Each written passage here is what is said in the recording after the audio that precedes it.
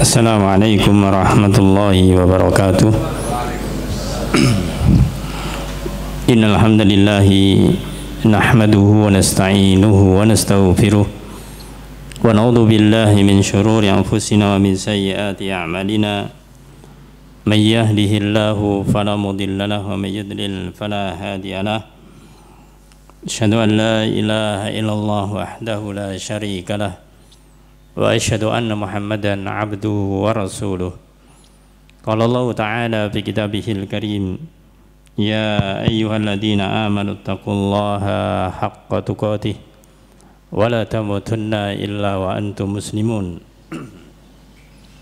Amma ba'du, fa inna asdaqal hadithi kitabullah wa khairal hadi hadi Muhammadin sallallahu alaihi wasallam wa syarrul umuri muhdatsatuha wa kullu muhdatsatin bid'ah wa kullu bid'atin dhalalah wa kullu dhalalatin finnar.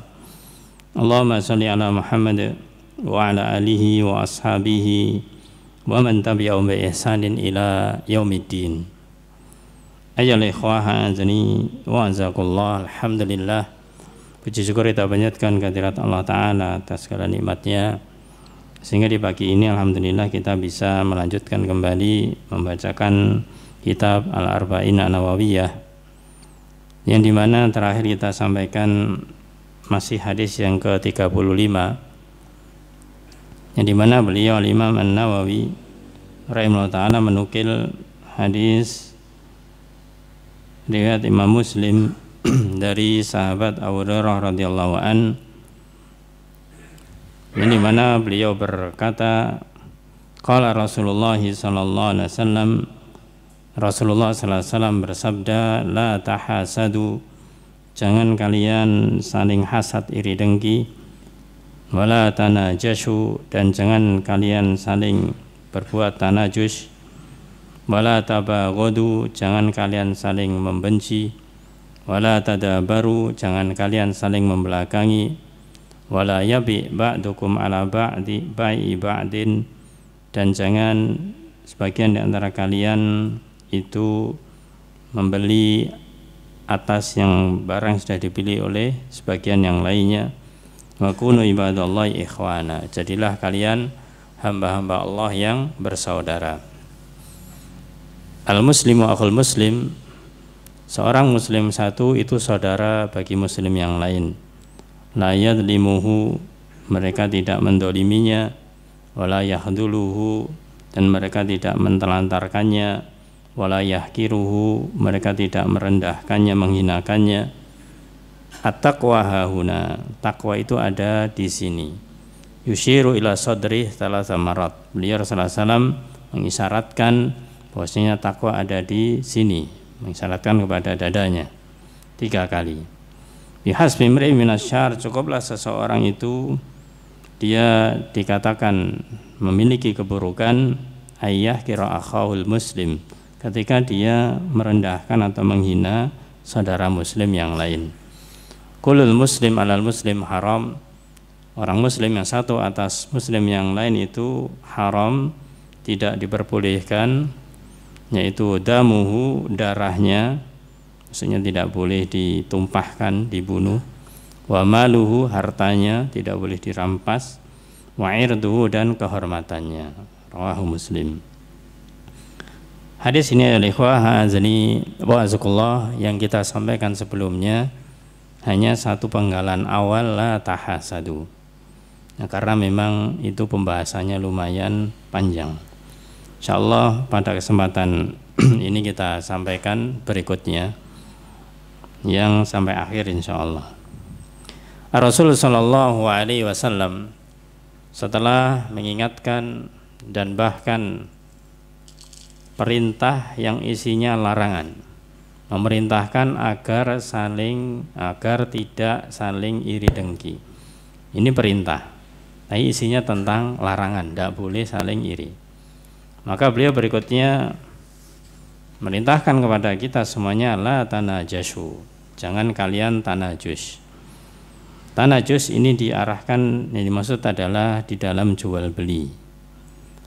Najasyi, orang yang berbuat najasyi, ini orang yang dia di dalam jual beli ini seseorang dia datang ke penjual tidak ada niatan untuk membeli barang, tapi niatannya ingin membantu penjual itu agar penjual itu nanti ketika barangnya laku untungnya lebih besar. Apa yang dilakukan? Ada beberapa kemungkinan. Yang pertama, misalkan dia datang ke toko, maka dia datang ke toko itu bersamaan ketika ada pembeli yang ada di situ. Bukan sendirian terus tidak ada pembeli, tidak. Ya, ketika ada pembeli yang lain. Ketika pembeli yang lain ini juga ada, maka orang ini dia membeli barang yang dijual di toko itu. Kalau dulu itu biasanya kan jarang ditulisi barang ini harganya sekian, itu jarang. Jadi mesti tanya kepada penjual, ini harganya berapa, begitu. Harganya berapa? Maka orang ini dia memberikan tawaran yang tinggi. Ibaratnya harganya misalkan penjual mengatakan, oh barang ini harganya 200.000. Namanya pembeli biasanya menawar. Nah, tawar menawar apalagi di pasar itu biasanya tawarannya bisa jadi separohnya, bisa jadi kalau harga 200 biasanya harganya 100 begitu. Ya. Maka sang Najasyi ini dia ketika ada pembeli di toko itu juga ingin membeli barang yang sama, kemudian masih mungkin ngobrol tanya-tanya, dia datang kemudian langsung menawar harga yang tinggi. Berapa harganya? 200.000. Wah, Masya Allah murah sekali ya. Yang murah sekali ini biasanya harganya nggak segitu loh. Harganya biasanya 250.000 misalkan begini. Di sini murah ini. Ya, di sini murah 200.000. Ya, ini tujuan dia supaya pembeli yang lain ini dia merasa harganya ini murah. Padahal harganya memang segitu. Atau bisa turun dari itu. Akhirnya dia mengatakan seperti itu, ya tujuannya supaya pembeli yang lain ini dia membeli barang itu, dan dia hanya mengatakan ini murah, ini harganya murah. Di tempat saya nggak boleh 200.000, ya bahkan bisa jadi 225 minimal segitu atau bisa lebih begitu. Nah dia menambahi harga yang seharusnya dengan tujuan supaya orang pembeli lain ini membelinya. Dia tidak ada tujuan untuk membeli, jadi membantu penjual. Ini kemungkinan pertama begitu. Jadi bisa jadi harga 200.000 itu dia katakan ini seharusnya 250 ini 250 225 misalkan, ya sehingga ketika pembeli yang asli itu mau membeli, dia beli harga 200.000 merasa murah, padahal itu masih di atas standar, di atas standar, begitu. Berarti ini membohongi, ya. Atau mungkin dari sisi barang dengan dijual 200.000 dia tidak dalam masalah harga tapi memuji barangnya. Masya Allah barang ini kalau di tempat saya lebih mahal, ya barangnya ini soalnya begini. Saya dengan harga segitu barangnya cuma dapat ini dan itu. Jadi dia memuji barang tersebut. Dengan tujuan apa? Supaya pembeli yang asli nanti itu dia membeli merasa murah, merasa barangnya bagus. Nah, maka ini adalah sesuatu yang dilarang. Kalau di lapangan tidak tahu di sini namanya apa. Kalau di tempat anak di Kediri itu namanya combe. Oh sama. Ya, namanya apa? Biasanya kalau di tempat anak itu yang seperti ini itu dia ya mungkin beda istilah juga ya. Di sana namanya bakul jamu. Ya, bakul jamu bukan jualan jamu.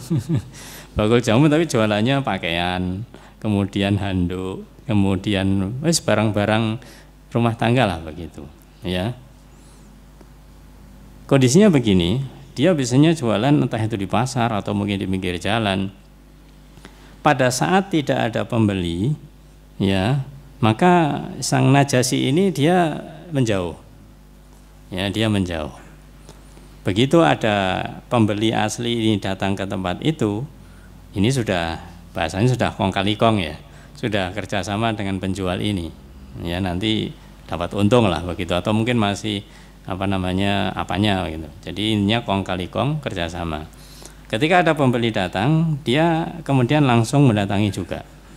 Ketika mendatangi ini kemudian langsung itu tadi dilakukan, ya seakan-akan dia juga pembeli. Jadi pura-pura jadi pembeli. Tujuannya apa? Supaya pembeli asli nanti ini membeli barang tidak merasa mahal dan merasa barangnya bagus. Nah, ini tidak dibolehkan di dalam Islam karena termasuk penipuan. Ya, termasuk penipuan. Dikatakan oleh Ibnu Abi Aufa, dia mengatakan pelaku Najasyi ini adalah pemakan harta riba dan pengkhianat bahkan. Ya, karena apa ya? Karena dia menipu, harganya tidak segitu. Kemudian dikatakan itu bisa jadi murah karena seharusnya sekian dan sekian. Maka ini dilarang, dan para ulama bahwasanya orang Najasyi ini dia melakukan perbuatan maksiat, maka ini dilarang atau tidak diperbolehkan. Maka selain kondisi ini tentunya para jamaah dalam masalah jual beli seharusnya kita itu jujur. Contoh lain yang tidak dibolehkan dalam muamalah jual beli, misalkan ketika ada unsur penipuan, ketika jual beli barang, maka khususnya sang penjual ini dia harus menyampaikan kondisi barang apa adanya.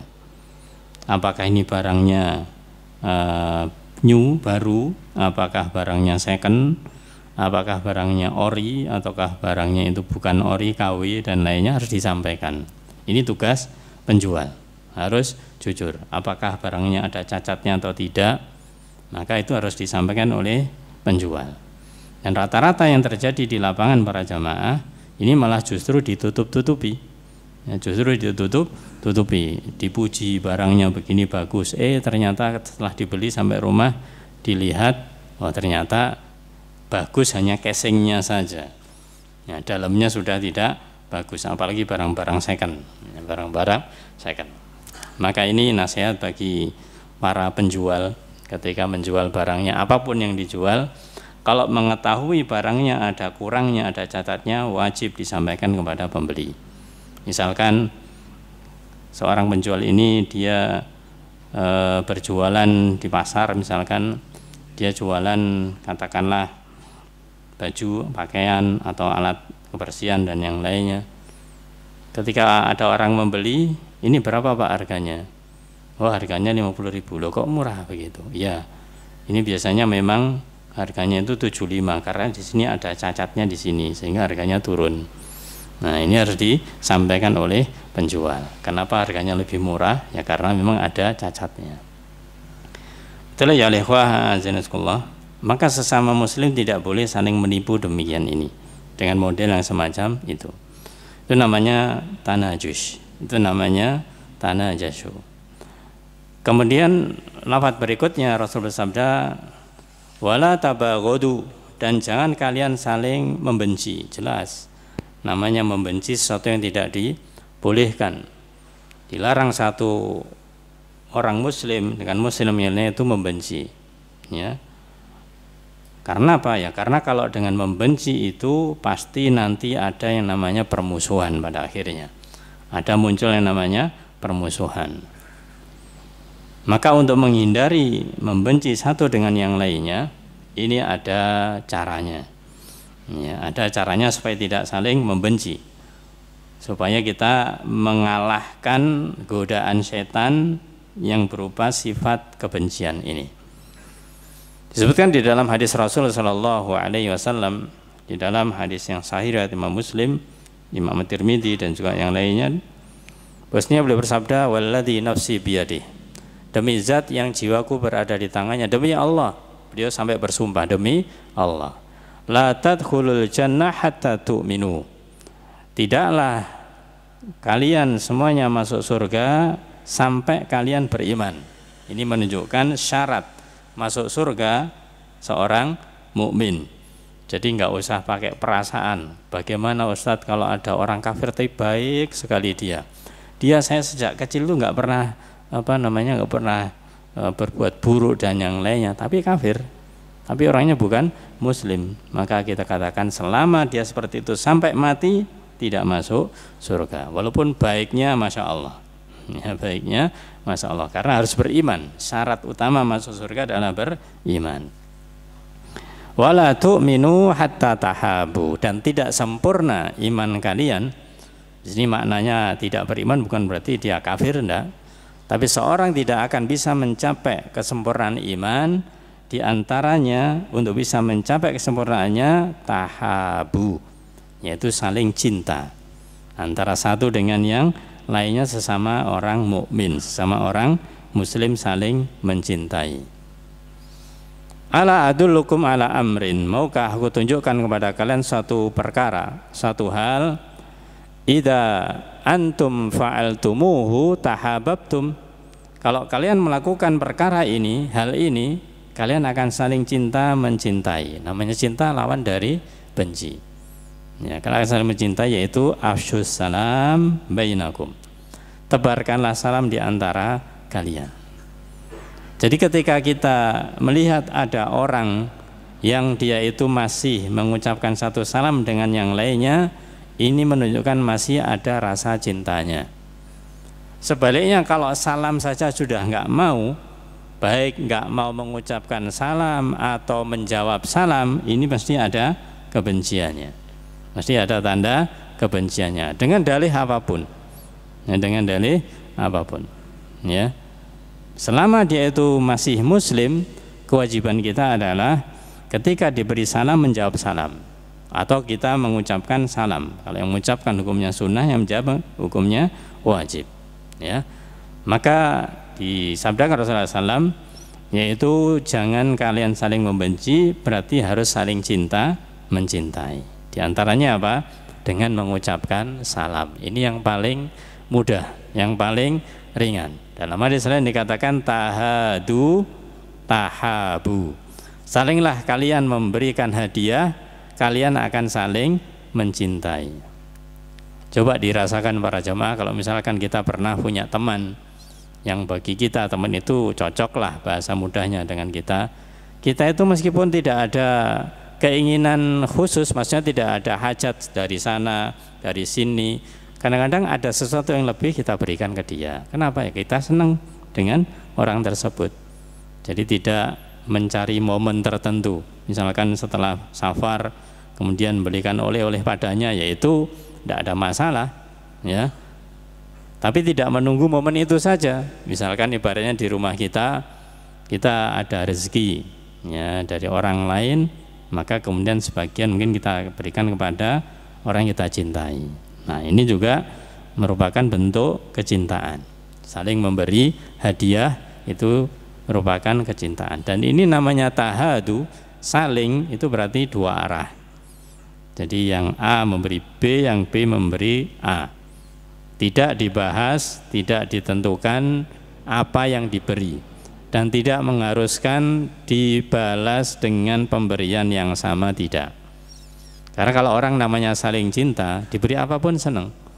Nilainya, bahasanya itu tidak masalah nilai barang, tapi bagaimanakah seorang itu dia menunjukkan rasa cintanya kepada saudara muslim yang lainnya. Ayo lehwa azani wa azakullah. Adapun orang yang dia misalkan muncul kebencian di dalam dirinya, maka ini menunjukkan orang tersebut ini terkena godaan syaitan, terkena pengaruh syaitan, sehingga perbuatan-perbuatan buruk itu pasti sumbernya dari syaitan, ajakan-ajakan syaitan. Allah Ta'ala berfirman dalam surat Al-Maidah ayat 91, di ayat itu Allah berfirman, innama yuridu syaitan ayyuki'a bainakumul adawah wal baghdha. Innama, hanyalah, yuridu syaitan, syaitan itu menginginkan ayyuki'a bainahum, ya, memiliki keinginan, yaitu bermaksud kepada kalian al-adawah, yang menginginkan menimbulkan adawah, permusuhan, wal baghdha, dan kebencian. Dalam apa wujudnya? Fil khamr, di dalam khamr. Seorang muslim digoda agar minum khamr. Kenapa kok dikatakan benci? Kalau orang dia itu minum khamr, maka nanti hilang akalnya, kemudian nanti dia ngomong seenaknya, bahkan marah-marah dan lainnya, ya.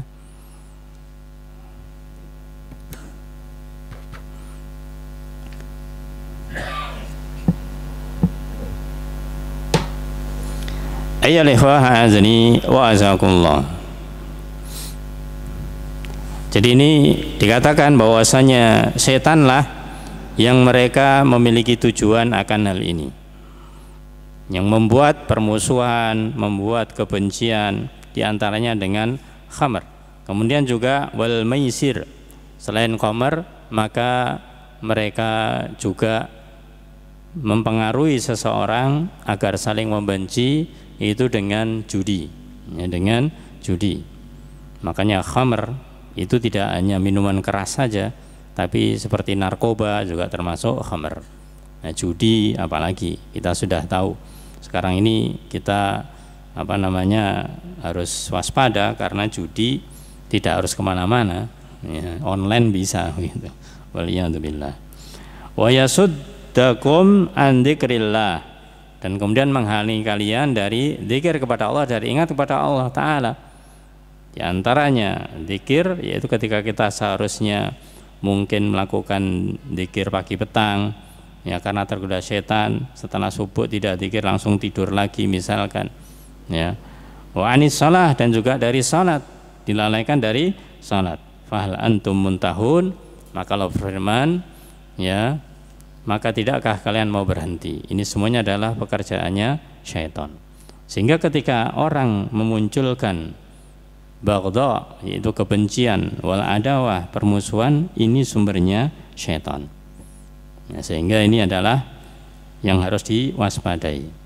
Apapun itu, apalagi kondisi sekarang yang kemarin-kemarin itu, ya, banyak kerusuhan sampai dengan penjarahan, jelas itu ulahnya syaitan. Jelas itu ulahnya setan. Pertanyaannya setan yang mana, kan? Setannya yang mana, setannya siapa? Ya, yang jelas adalah setan itu sifat, ada minal jinnati wan nas, ada yang dari golongan jin, ada yang dari golongan manusia. Ini adalah dua-duanya kekolaborasi. Jadi yang golongan jin yang tidak tampak menggoda golongan manusia, berbuatlah yang manusia ini. Ya, kerasukan setan itu namanya. Melakukan perbuatan yang tidak benar, itu bisa dipastikan mereka itu adalah kerasukan setan, walaupun mereka tidak kerasukan. Tapi perbuatannya, amalannya menunjukkan dia itu kemasukan setan. Waliyadzubillah. Ayyuhal ikhwah azani wa azakumullah.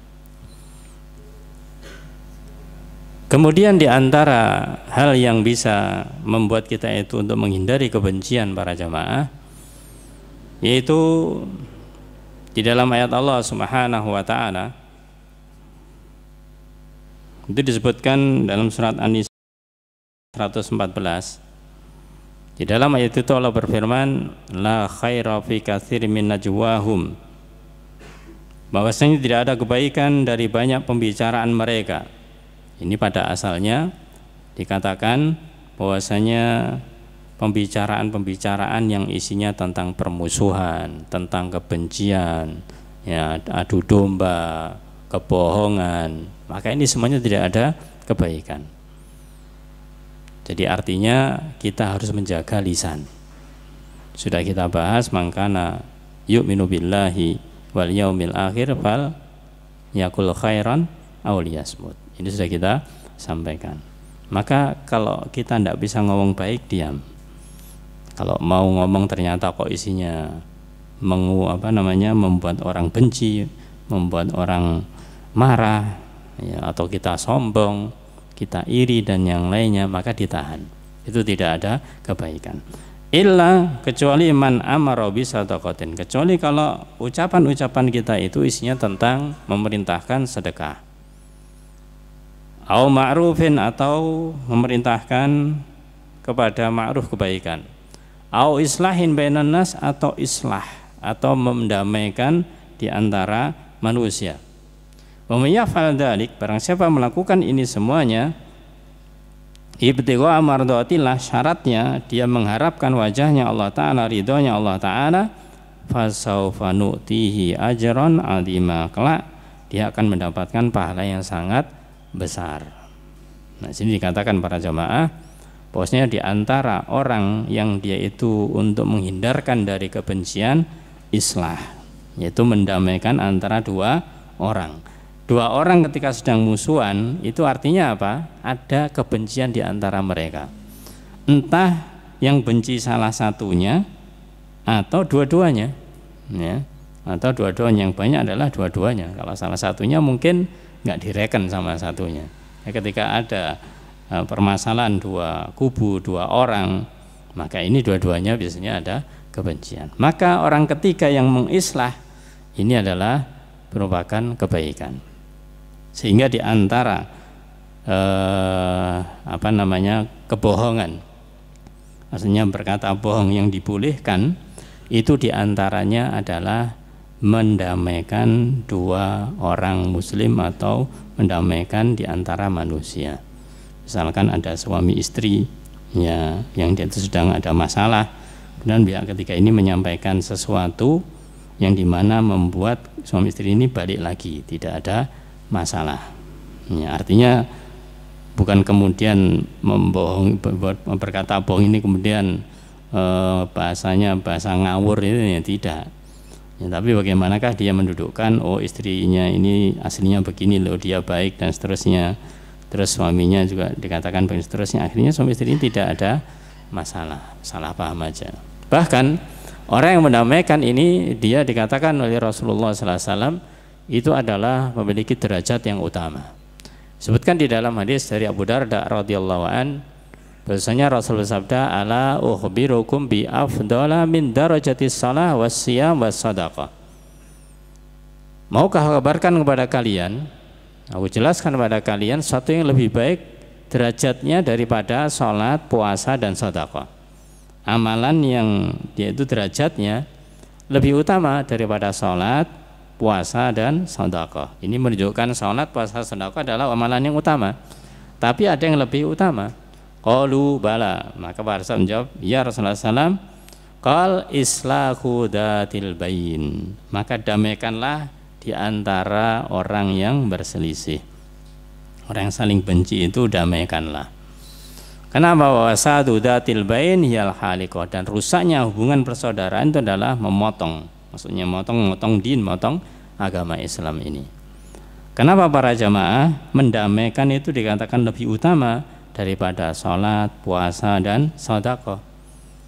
Karena puasa, sholat, sedekah itu hubungannya, kaitannya dengan pribadi, dengan diri sendiri. Sholat, puasa, sedekah itu hubungannya dengan diri kita sendiri, dan itu bagus. Tapi kalau islah bainan nas, mendamaikan dua orang yang sedang bermusuhan, membenci satu dengan yang lainnya, maka ini hubungannya dengan orang lain, maka itu lebih utama, maka itu adalah lebih utama. Kemudian ya ikhwah azaniyya sekolah, tidak selamanya kebencian itu dilarang. Ada kebencian yang dibolehkan, bahkan diperintahkan. Itu bagaimana bencinya? Yaitu kalau kita itu benci karena Allah Ta'ala, cinta karena Allah, benci juga karena Allah. Ini istilahnya wala wal bara. Wala wal bara itu adalah wala loyal, ya, cinta karena Allah, bara berlepas diri, kita benci karena Allah. Maka ini dibolehkan kalau kita bencinya karena Allah Ta'ala. Bagaimana contohnya? Contohnya ketika kita melihat seorang muslim dia melakukan perbuatan yang melanggar syariatnya Allah, kita benci, kita tidak suka, kita marah, ya. Yang kita benci, yang kita tidak suka, yang kita marahi bukan orangnya, tapi apa? Perbuatannya. Kalau kita menyatakan tidak suka dengan perbuatannya, tapi dia masih seorang muslim, maka kita berusaha bagaimana supaya dia itu meninggalkan perbuatannya agar dia kembali kepada muslim yang baik. Jadi bukan malah ditinggalkan, dibiarkan, enggak. Tapi dari kebencian, dari kemarahan itu, maka muncul di satu sisi kita ingin mengingatkan, ingin menasihati, ingin mendakwahkan. Inilah hasil ketika kita itu benci karena Allah Ta'ala. Ya, bukan benci kemudian sudah ditinggal begitu aja, enggak. Tapi ada sisi di sana adalah sisi berdakwah, sisi nasihat. Ayo ikhwah azani wa'azakullah. Ada sebuah perkataan dari Umar bin Khattab yang dimana ini beliau menjelaskan di sini ketika kita membenci orang lain itu hendaklah yang kita benci memang bahasanya dohirnya, batinnya kita tidak tahu, ya dohirnya. Beliau mengatakan, dulu kami mengenali kalian karena Rasulullah SAW di tengah kita. Jadi ketika Rasulullah SAW masih hidup, ya, maka Umar bin Khattab, apakah beliau sebelum masuk Islam atau sudah masuk Islam, ya, maka beliau kenal siapa saja yang dikeliling Rasulullah SAW, yang ada di sekitar Rasulullah SAW itu orang baik. Kenapa? Karena dia bersama Rasulullah SAW. Jadi beliau mengatakan, kami mengenali kalian, sahabat-sahabatnya maksudnya, itu karena apa? Karena Rasul berada di tengah kita. Wahyu turun dan Allah menjelaskan kepada kita tentang perihal kalian, perihal kita semuanya, perihal para sahabat. Kemudian beliau mengatakan, ketahuilah sesungguhnya Rasulullah SAW telah wafat. Maka beliau kemudian menyampaikan, Rasul telah wafat dan wahyu sudah terputus, sudah selesai agama ini. Maka beliau mengatakan, ketahuilah kita mengenali kalian sesuai dengan pengetahuan kita tentang kalian. Setelah Rasulullah SAW tidak ada, ya, maka Umar mengatakan kita akan menilai kalian sesuai dengan apa yang ada pada diri kalian. Kalau kalian memperlihatkan hal-hal yang baik, berbuat baik, ucapan yang baik, maka kita juga mengatakan engkau baik dan kita cinta. Tapi sebaliknya, kalau yang engkau tunjukkan adalah keburukan, ya, keburukan, maka kita pun juga tidak suka, kita pun juga membenci. Adapun rahasianya kita tidak tahu, itu di tangan Allah Ta'ala. Maka ini namanya kita menilai secara dohir, menilai secara dohir. Makanya kita jangan suka menjadi orang yang kebatinan. Orang yang suka kebatinan, artinya ada orang berbuat salah, kemudian kita katakan, loh, dia sebenarnya tidak salah, soalnya dia maksudnya itu begini. Kan kita nggak ngerti batinnya, begini maksudnya. Ya memang kita tidak tahu. Yang kita hukumi adalah dohirnya.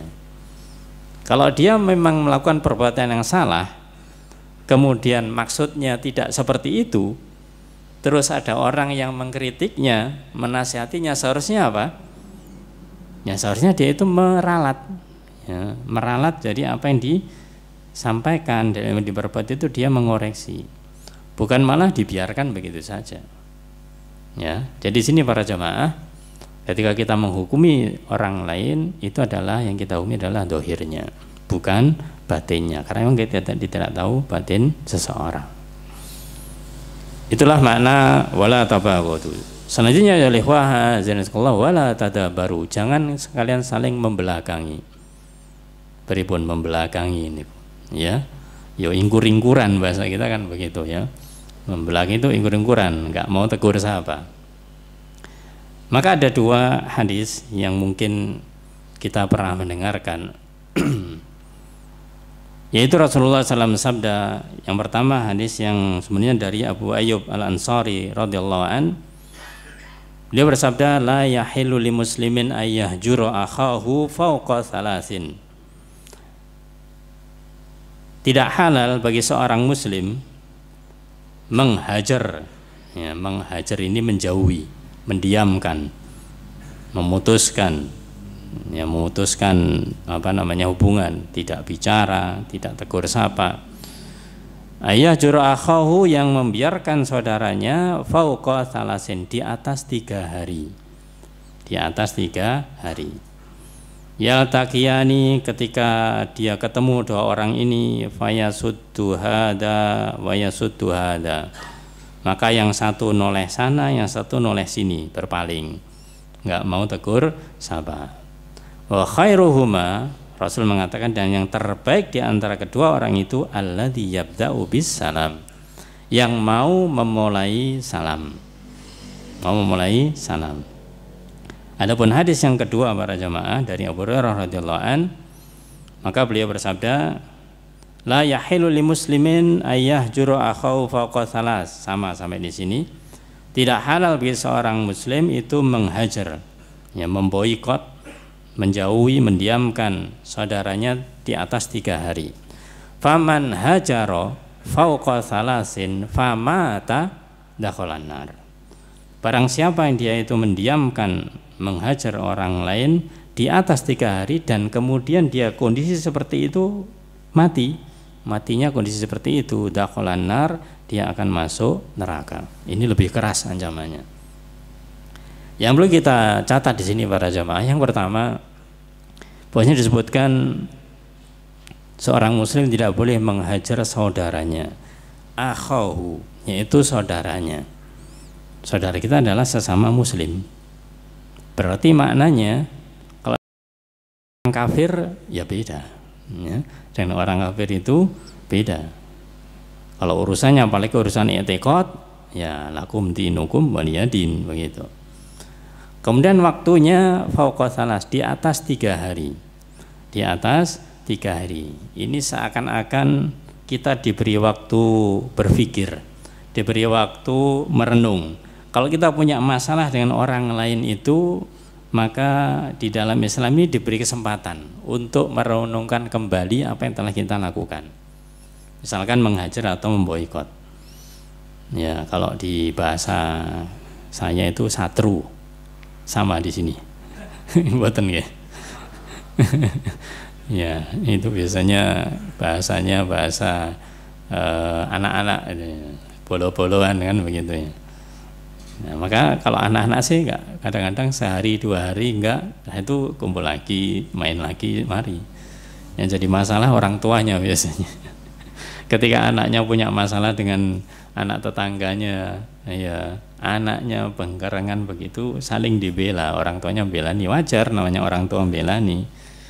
Orang tuanya belani, akhirnya yang ketengkar orang tuanya. Setelah orang tuanya tengkar, anaknya sudah mainan lagi. Orang tuanya mau rujuk, malu. Nah ini malah masalah besar. Maka ini ada waktu 3 hari untuk merenungkan, ya, introspeksi bahasa kita kan seperti itu. Maka kalau lebih dari 3 hari sudah tidak halal, artinya haram. Nah, maka untuk menghindari ini para jamaah, supaya tidak saling membelakangi, memutuskan, caranya adalah mengucapkan salam. Siapa yang pertama mengucapkan salam itu yang lebih baik. Maka tadi di awal kita katakan, orang kalau dia masih mengucapkan salam dengan sesama muslim, berarti dia masih memiliki rasa cinta. Masih rasa cinta. Adapun sebaliknya, kalau dia tidak mau mengucapkan salam, bahkan tetap menghajar semacam ini, lebih dari 3 hari, diancamannya adalah kalau dia meninggal maka masuk neraka. Kenapa? Ya dosa yang dia bawa. Yang dia bawa adalah dosa. Namanya orang yang masuk neraka itu adalah orang yang masih memiliki dosa. Ya, dosa apapun, diantaranya dosa ini. Waliyadzubillah. Ayo ikhwah azaniyah sekolah. Catatan berikutnya di sini masalah hajar. Itu bisa dilakukan kepada sesama muslim selama yang dihajar itu adalah orang yang layak, pantas untuk dihajar. Siapa mereka? Mereka adalah tokoh ahlul ahwa, ahlul bid'ah. Supaya apa? Supaya tidak diikuti oleh yang lainnya. Dan di dalam masalah hajar atau diboikot ini, syarat berikutnya adalah harus ada manfaatnya, harus ada maslahatnya. Jangan sampai menghajar, memboikot orang, kemudian tidak ada maslahatnya, ya apa gunanya, kan begitu. Maka dari itu, ini pembahasan masalah hajar, ini pembahasan yang penting untuk kita memahami. Jangan sampai kita itu kemudian salah di dalam menempatkan. Memang pada asalnya tidak dibolehkan, tapi ada kondisi khusus yang boleh, yang dimana ketika itu mendatangkan maslahat. Ya, mendatangkan maslahat maka itu dibolehkan. Kalau sudah mendatangkan masalah ini artinya mungkin ketika ada seorang tokoh dia memberikan statement, memberikan ungkapan ucapan, ternyata ungkapan ucapannya adalah ungkapan yang menyesatkan. Kalau dia tidak dihajar maka pengikutnya atau orang-orang pada ikut dia. Tapi ketika dia dihajar kemudian tidak ada yang mengikuti dia, dia mikir, oh berarti ucapan saya salah, maka dia bisa sadar. Itu kalau maslahat demikian.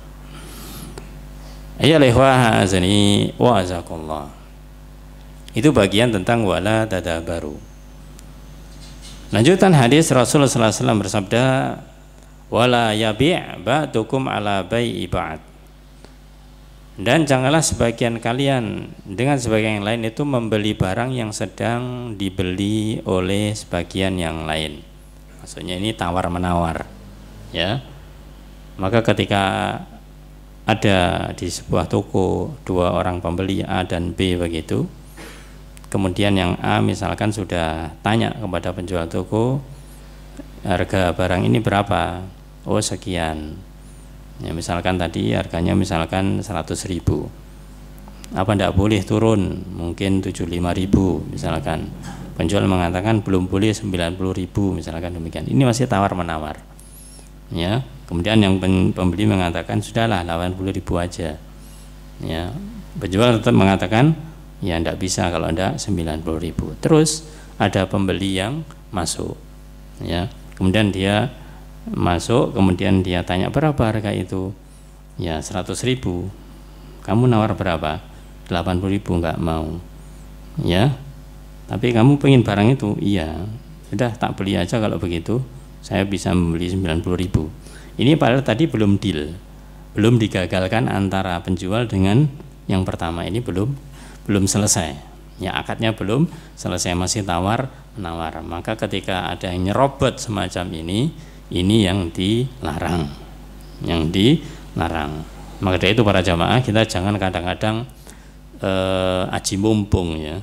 Aji mumpung ada orang yang dia itu sudah tawar menawar, menurut kita harganya itu murah, tapi menurut dia mungkin harganya mahal. Wah, ini kesempatan, ini saya punya, kalau tidak saya ambil, ya nanti bisa jadi harganya mahal lagi ini. Hanya dia saja karena mungkin orangnya tidak mampu, dia nawarnya keterlaluan, ya. Kemudian kita ambil. Nah, ngambil tawaran teman kita ini tidak dibolehkan, harus selesai dulu. Setelah selesai, jadi atau tidak. Kalau jadi berarti sudah selesai, ya barang sudah dimiliki oleh teman kita. Tapi kalau misalkan tidak jadi, ya sudah, kalau gitu berarti saya tidak jadi beli, baru kita boleh nawar. Dan ini insya Allah kita bisa memahami akan hal ini. Yang penting di sini catatannya para jamaah, bahwasanya jangan sampai kita itu memandang ada kesempatan di situ. Ada kesempatan karena teman kita nggak mau beli, mungkin karena kemampuannya sedikit, terus harganya sebenarnya ini murah, dia tidak mampu tapi masih nego, kemudian kita serobot, sudah tak beli aja lah kalau begitu. Nah, ini tidak diperbolehkan, harus selesai terlebih dahulu. Ayyuhal ikhwah azani wa azakumullah. Hadis ini sebenarnya ada lanjutan yang lainnya di dalam hadis Ibnu Umar, bahwasanya Rasul bersabda, la yabi ar-rajulu ala bai'i akhi. Seorang tidak dibolehkan yaitu menjual atau membeli di atas penjualan saudaranya, ya, yang sedang tawar menawar dengan saudaranya. Tambahannya, wala yahtub ala khitbati akhi illa ayyadanalah.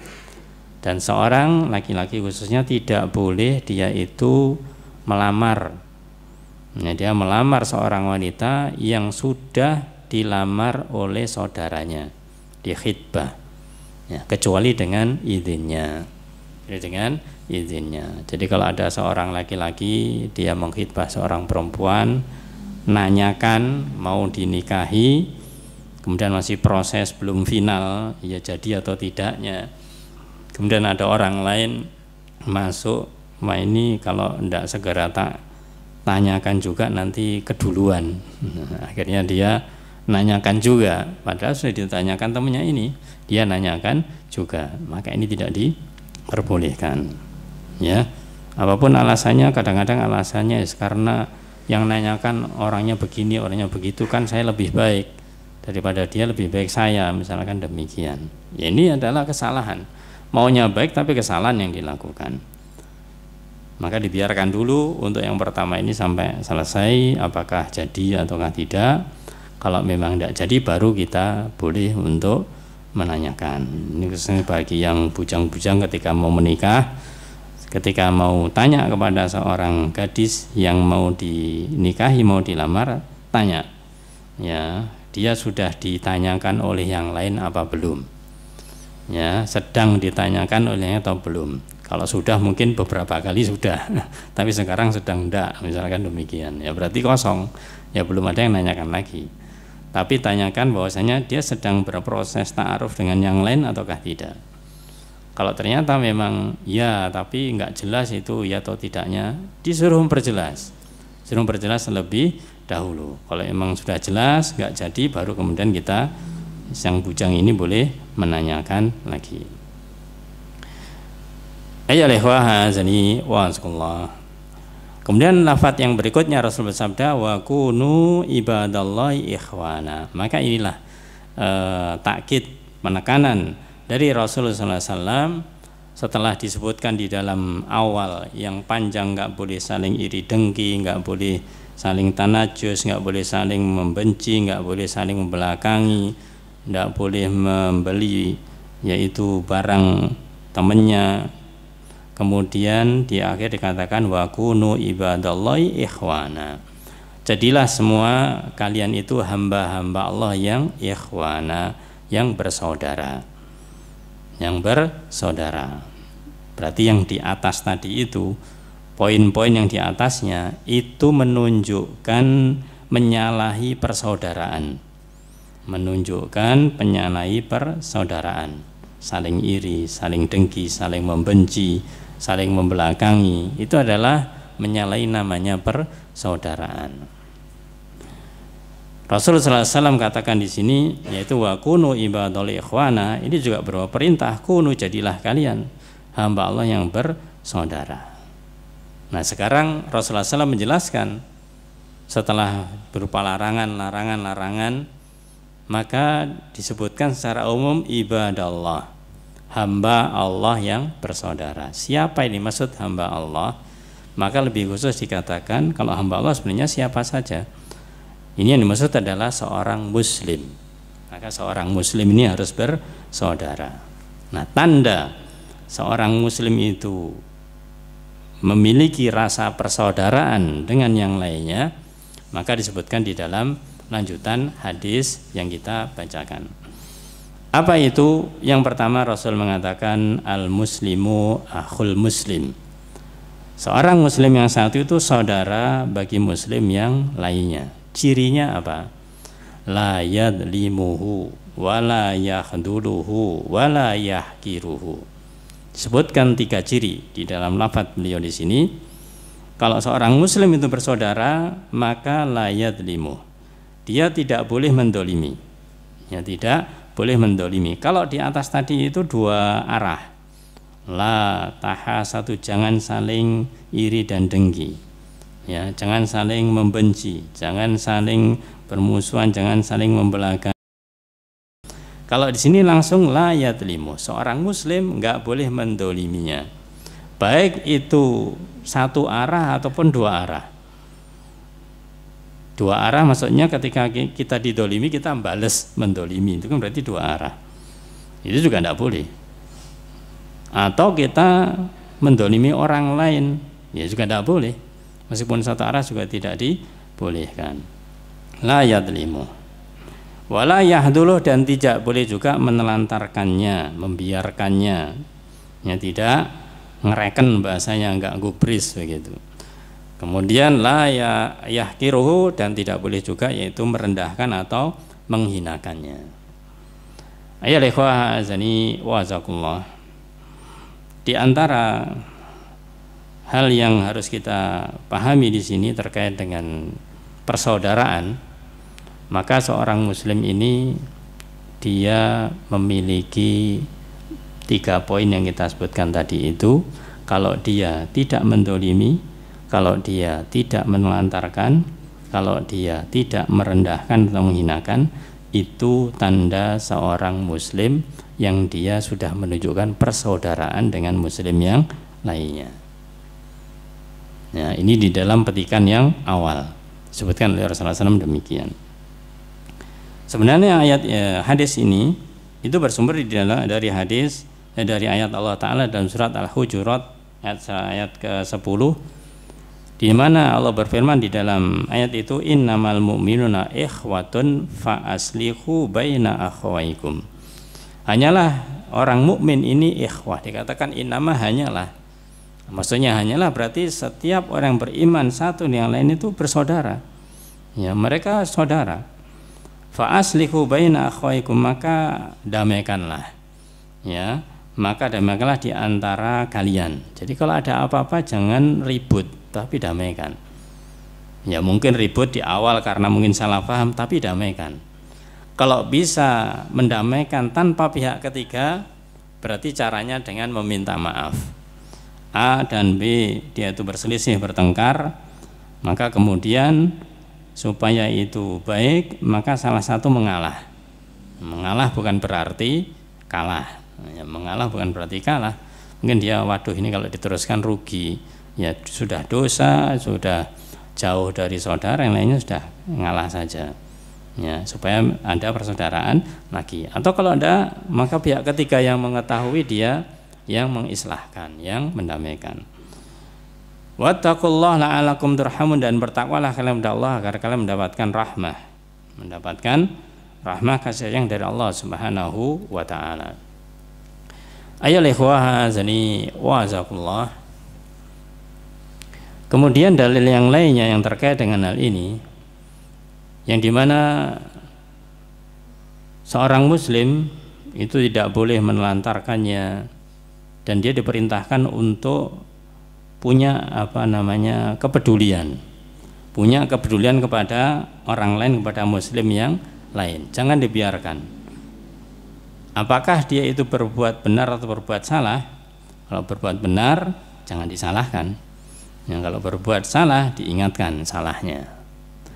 Maka di dalam sebuah hadis Rasulullah SAW sebutkan di dalam hadis beliau dari hadis Bukhari dan juga At-Tirmidzi, Imam Ahmad dari hadis Anas bin Malik, beliau bersabda, unsur akhaka dzaliman au madluman.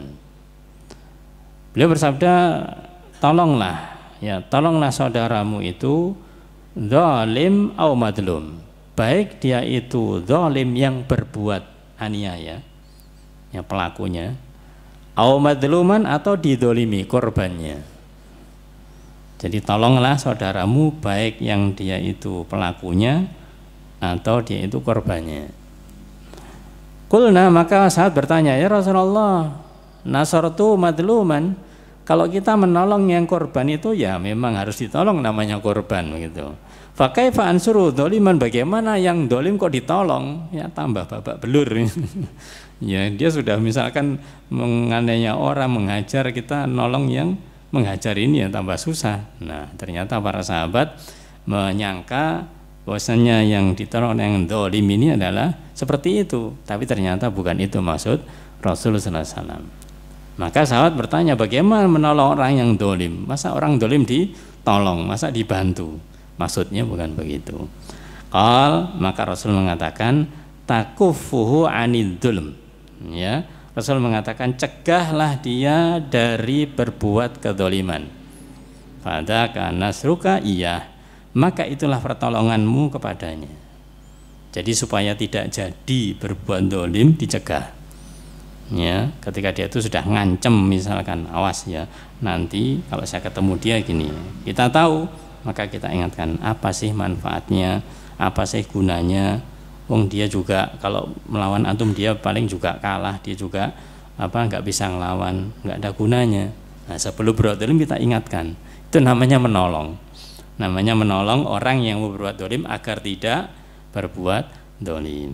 Jadi bukan berarti bahwasanya sudah berbuat dolim malah dibantu, bukan seperti itu. Ya, jadi maka dikatakan di sini oleh Rasulullah SAW, yang ditolong bukan yang terdolimi saja, yang teraniaya saja, tapi yang juga yang menganiaya ini juga ditolong agar tidak menganiaya lagi. Kalau memang sudah terlanjur tidak berbuat aniaya lagi, kalau belum bisa dicegah, ya, bisa dicegah. Itu maksudnya ya ikhwah azani wa azakullah. Di dalam hadis katakan la yadlimu, jangan mendolimi, ya. Maka ada dua, baik itu yang melakukan maupun yang korban harus ditolong. Kemudian ya ikhwah azani wa azakullah, di dalam pembahasan ini pula kita tidak boleh untuk yaitu menghinakan sesama muslim. Ayat Allah Ta'ala dalam surat Al-Hujurat juga yang selanjutnya, tadi ayat 10 sekarang ayat 11, Allah berfirman, ya ayyuhalladzina amanu la yaskhar qaumun min qaumin. Wahai orang beriman, la yaskhar qaumun min qaumin, jangan suatu kaum itu mengolok-olok kaum yang lain. Ini dikatakan kaum, tidak hanya satu orang, bahkan satu kaum. Ini kenapa para jamaah? Karena biasanya orang itu mudah tersinggung kalau disinggung sifat kaumiyahnya, kedaerahannya, ya, sifat kedaerahannya. Kalau dia itu misalkan disinggung, maka muncul sifat asobiahnya. Ini enggak bagus, ya.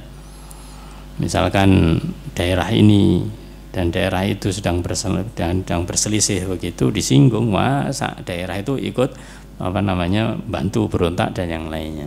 Maka jangan kita mengolok-olok, ya, jangan merendahkan, jangan menghina, jangan menjelek-jelekan. Kenapa? Allah berfirman, asa ayyakunu khairan minhum. Maka bisa jadi, ya, bisa jadi yang diolok-olok itu lebih baik daripada yang mengolok-olok. Karena namanya orang mengolok-olok para jamaah itu yang tampak bahwasanya dia itu tidak mau diolok-olok, ya. Kalau orang itu berbuat seperti itu, mengolok-olok, ini tandanya dia itu tidak mau diolok-olok. Seperti orang misalkan dia mengatakan sesuatu, ya, membela diri katakanlah. Kenapa dia membela diri? Karena tidak mau disalahkan, ya kan?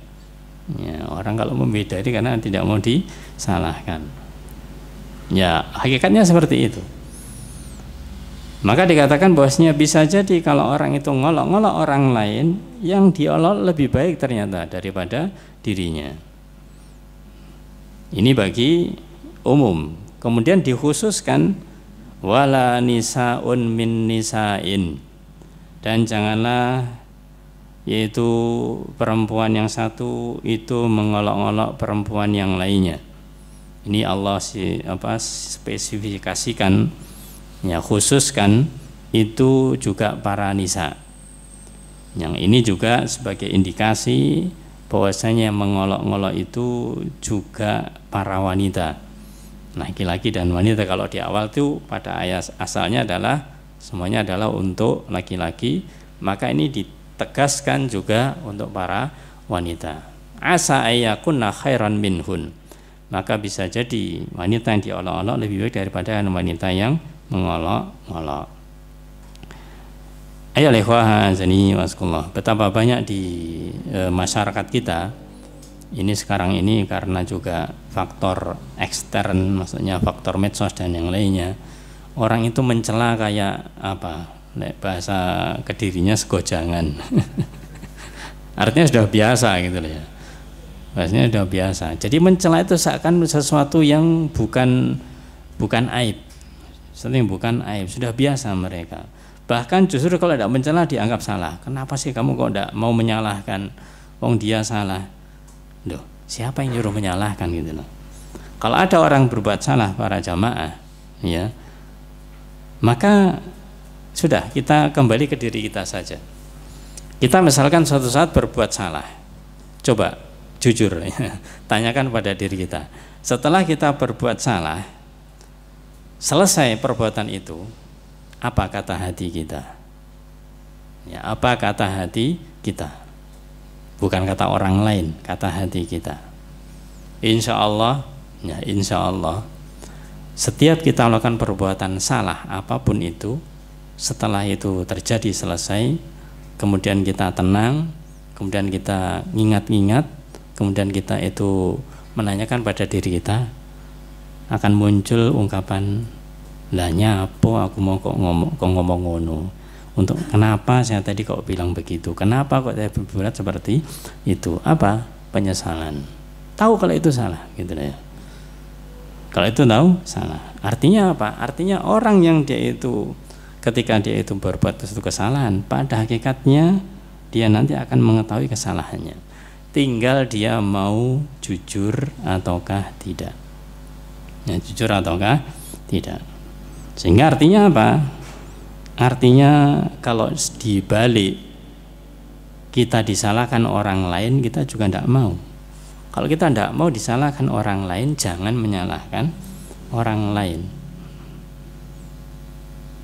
Beda kondisinya kalau kita itu mengingatkan, itu sesuatu yang memang harus diingatkan. Misalkan ada kesalahan dalam penyampaian ilmu, nah, kita ingatkan bahwasanya yang salah adalah keilmuannya, adalah masalah keilmuannya, supaya nanti tidak salah lagi. Nah, urusan bahasanya harga diri, wah saya nggak bisa, harus membalas ini harga diri saya diinjak-injak. Nah, ini sudah hawa nafsu, nanti sudah hawa nafsu maksudnya. Maka kita harus hindari yang seperti itu. Maka kemudian disebutkan dalam sabda Rasulullah SAW, at-taqwa hahuna, at-taqwa hahuna, at-taqwa hahuna. Takwa itu di sini, takwa itu di sini, takwa itu di sini. 3 kali beliau mencanangkan dalam dadanya.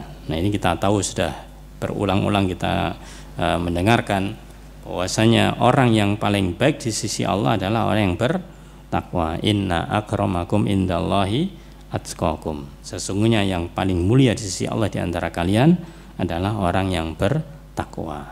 Nah, di sini para jamaah, yang perlu kita perhatikan adalah kebaikan seseorang itu yang dinilai adalah hatinya seseorang yang kemudian muncul di dalam amalannya. Jadi tidak hanya amalannya saja, tapi sejalan, selaras dengan hatinya. Hati dan amalan ini sejalan. Oleh karena itu ketika Rasulullah SAW bersabda, innallaha la yanduru ila suwarikum wa amwalikum walakin yanduru ila qulubikum wa a'malikum. Ada sini menunjukkan ketika Rasul bersabda, sesungguhnya Allah la yandur, Allah tidak melihat. Allah tidak melihat artinya Allah tidak menilai, Allah tidak memberikan balasan, Allah tidak mempertanyakan ila suwarikum wa amwalikum, kepada rupa-rupa kalian, apakah cantik, apakah tampan, atau setengah cantik, setengah tampan, jelek dan yang lainnya. Itu Allah nggak dipedulikan, ya. Sama saja di hadapan Allah, manusia seorang muslim itu sama saja. Wa amwalikum, ataupun harta kalian, karena itu semuanya nanti akan sirna semuanya. Walakin, tapi yang Allah perhatikan adalah walakin Allah yanduru ila qulubikum wa a'malikum. Allah akan lihat yaitu hati kalian dan amalan kalian. Ini menunjukkan para jamaah bahwasanya ketakwaan itu urusan hati. Urusan hati. Meskipun urusan hati, tapi juga terlihat di dalam amalan. Makanya yang sering kadang dihilangkan ini lafaz terakhir, yaitu a'malikum, kadang-kadang tidak disebutkan oleh orang-orang yang mereka memakai dalih, bukan memakai dalil, memakai dalih yang penting kan hatinya. Misalkan dia itu kemudian melakukan ini, melakukan itu, ya diingatkan itu tidak sesuai, dia mengatakan yang penting kan hatinya. Yang penting adalah hatinya. Berbuat salah tapi yang penting kan hatinya, ya tetap salah begitu loh. Padahal di sini ada kata-kata wa amalikum, dan amalan kalian. Artinya antara hati dan amal harus benar. Yang kita lihat tadi di awal kita katakan, yang kita nilai apanya? Dohirnya, ya, amalannya yang kita nilai itu benar atau tidaknya adalah amalannya. Hatinya kita tidak ngerti, kita tidak ngerti hati seseorang, hanya Allah yang mengetahuinya. Makanya kita nilai adalah amalannya. Sehingga di sini ketakwaan itu akan terwujud di dalam amal keseharian. Jadi tidak ada orang mengatakan Masya Allah orang ini takwanya wis nggak ada yang ngalang-ngalai, ya, dia orangnya itu memang benar-benar bertakwa. Ketika kita tanyakan bagaimana sholat 5 waktunya, Allah, sholat itu kan urusannya dia sendiri, ya, sholat itu kan dia urusannya dia sendiri. Tapi dia orangnya baik sekali, pokoknya hatinya baik lah gitu, hatinya baik. Tapi masalah sholatnya ternyata tidak tampak, ya, sholatnya tidak tampak. Ini nggak benar, ini tidak benar karena tidak terwujud di dalam kesehariannya.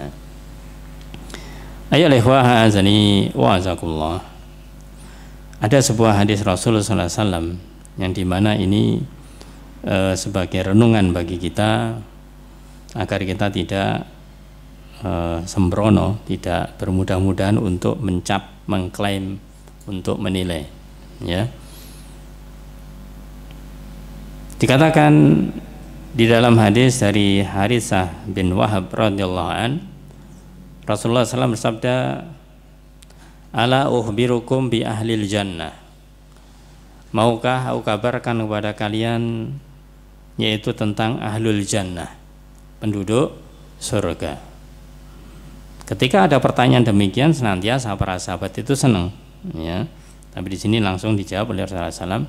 Siapa ahlul jannah? Di antara ciri ahlul jannah yaitu kullu dha'ifin mutadha'ifin, yaitu setiap orang yang dhaif, yang lemah, dan mutadha'if, yang dianggap lemah, lemah dan dianggap lemah, sudah lemah dianggap lemah, ya.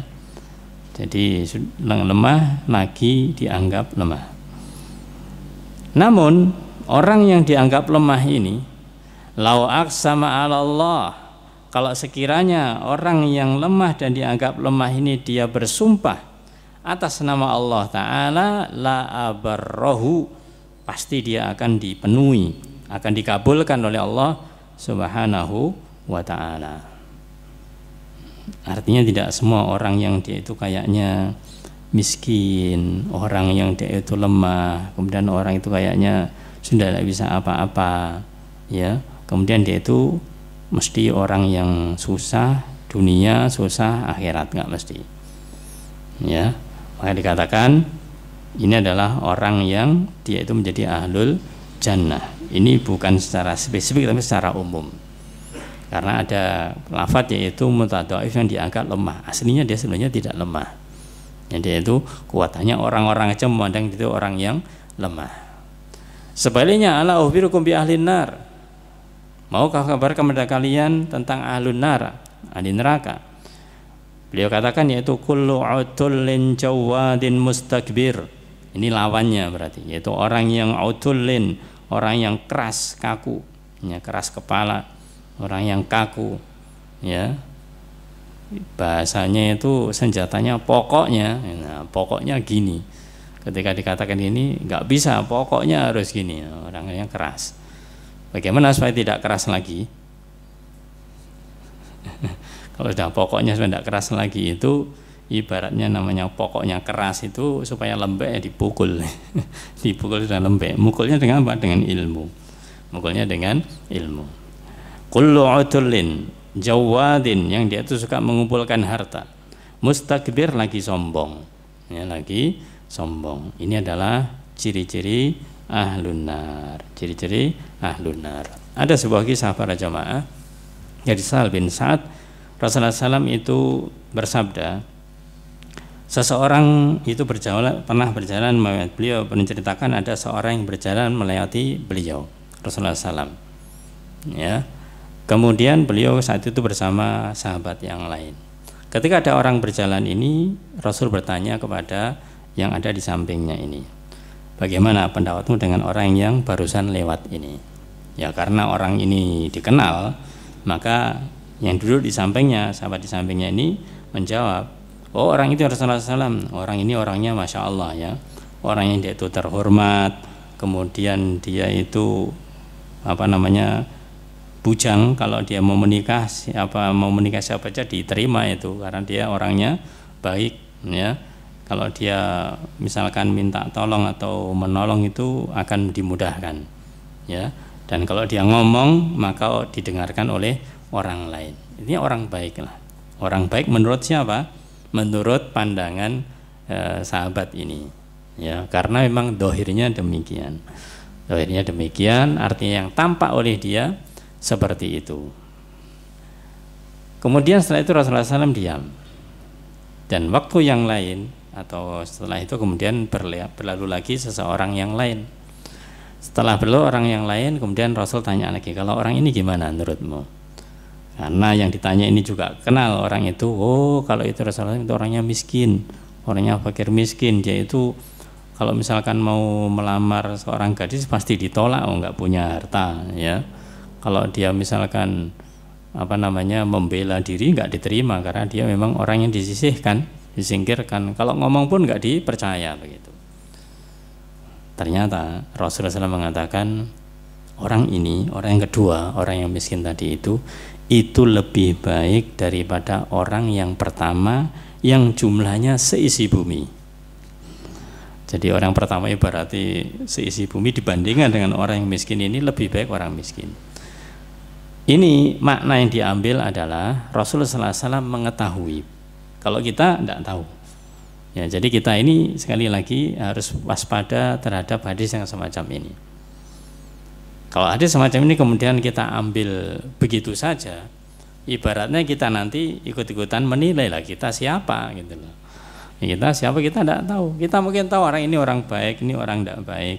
Ya memang itu penilaian kita seperti itu. Tapi Rasulullah SAW itu mengatakan ini karena wahyu dari Allah Ta'ala.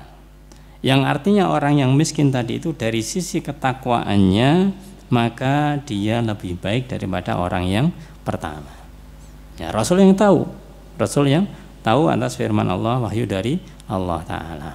Nah, kalau kita, maka kita tidak mengetahui hati seseorang yang tidak mengetahuinya. Ini sebagai gambaran bahwasanya ketakwaan itu tidaklah selalu ditampakkan secara lahir.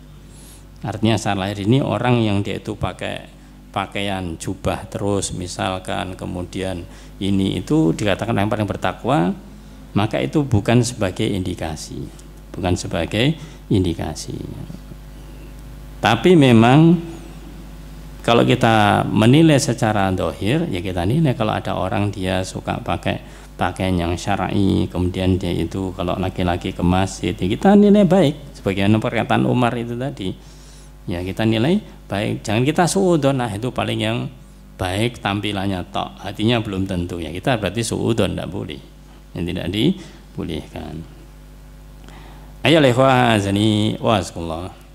Kemudian hadis yang selanjutnya Rasul bersabda bihas bimri'im minasyar, cukuplah seorang itu dia dikatakan memiliki keburukan ayah kira akhul muslim, kalau dia itu meremehkan, menghina yaitu saudaranya yang muslim. Berarti kalau orang menghina, sang penghina ini berarti dia itu memiliki kesombongan. Indikasinya orang yang suka menghina itu berarti dia memiliki kesombongan. Maka siapa saja yang dia itu merendahkan, menghina orang lain, ada keburukan di dalamnya. Adalah al-kibr. Sampai Rasul katakan la yadkhulul jannah man kana fi qalbi misqala dzarratin min kibr.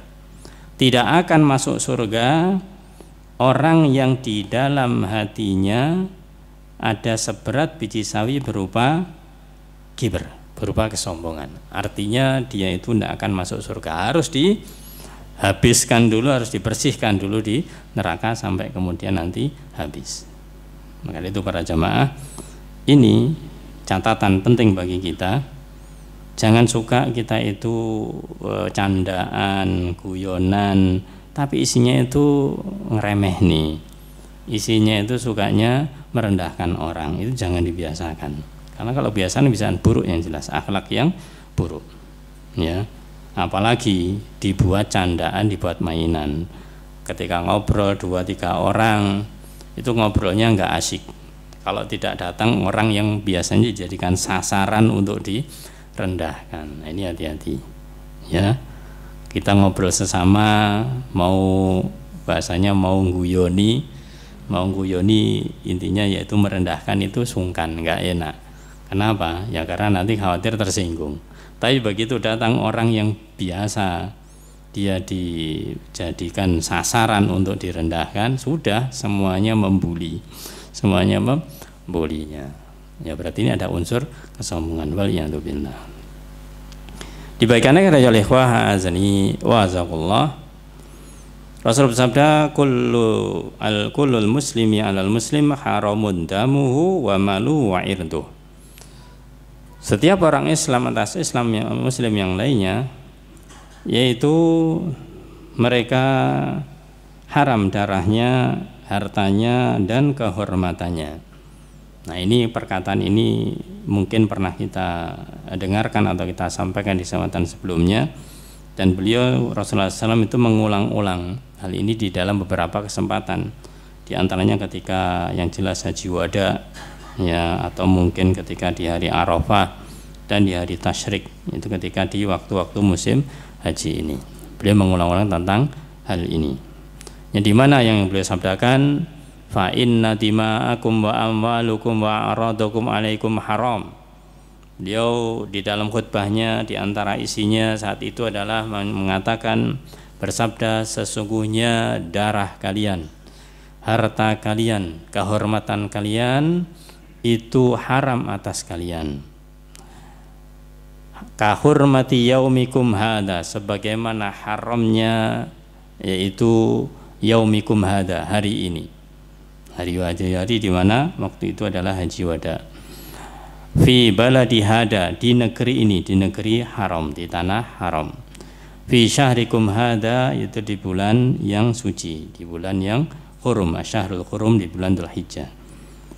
Maka ya ikhwah azani wa azakullah, ini dikatakan 3 poin, yaitu dima, amwal, wa a'rad, atau dam, mal, dan air. Darah, harta, dan kehormatan. Ini tidak boleh seseorang itu kemudian dia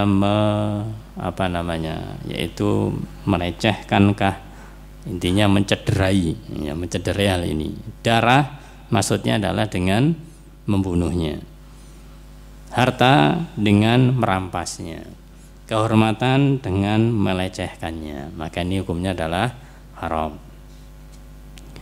Ada satu hal yang mungkin tadi kita katakan sebagai tambahan di sini, karena orang itu suka canda, maka ini ada hal yang remeh sepertinya tapi terlarang. Itu Rasulullah SAW bersabda, la yahillu li muslimin ayyuwarri'a musliman. Artinya yaitu seorang muslim itu tidak halal untuk yuwarri'a, untuk menakut-nakuti orang muslim yang lainnya, menakut-nakuti orang muslim yang lainnya. Hadis ini disampaikan Rasulullah SAW suatu saat, itu diceritakan oleh para sahabat. Ketika Rasulullah SAW itu berjalan bersama para sahabat, ada salah seorang di antara sahabat ini tidur. Ada sahabatnya ini adalah tidur. Maka di antara mereka ada yang mengambil yaitu talinya orang ini. Jadi ketika tidur mungkin sedang berbantalkan sesuatu dan ada talinya, kemudian diambillah tali itu. Akibatnya orang ini kaget, namanya tertidur ya. Dia kemudian kaget. Maka ngageti orang itu masuk di dalam larangan ini, ayyuwari'a musliman, tidak dibolehkan. Ya, ngageti orang itu tidak dibolehkan. Nah, sekarang ini kalau ndak ngageti nggak seru kan gitu. Iya, nggak seru, maka dijadikan bahan candaan dan yang lainnya. Ini bukan ajaran Islam, bukan ajaran Islam. Ayo ikhwah azani wa jazakumullah.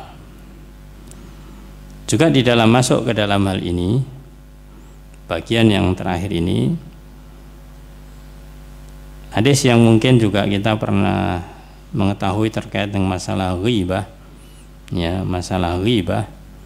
Maka ini ketika orang menghibah, orang menggunjing saudara muslim yang lainnya, itu berarti dia telah melanggar kehormatannya, maka kita jangan melakukan namanya ghibah. Dan kita ingatkan, kalau kita menyampaikan pada orang lain nggak boleh ngerasani, nggak boleh gunjing.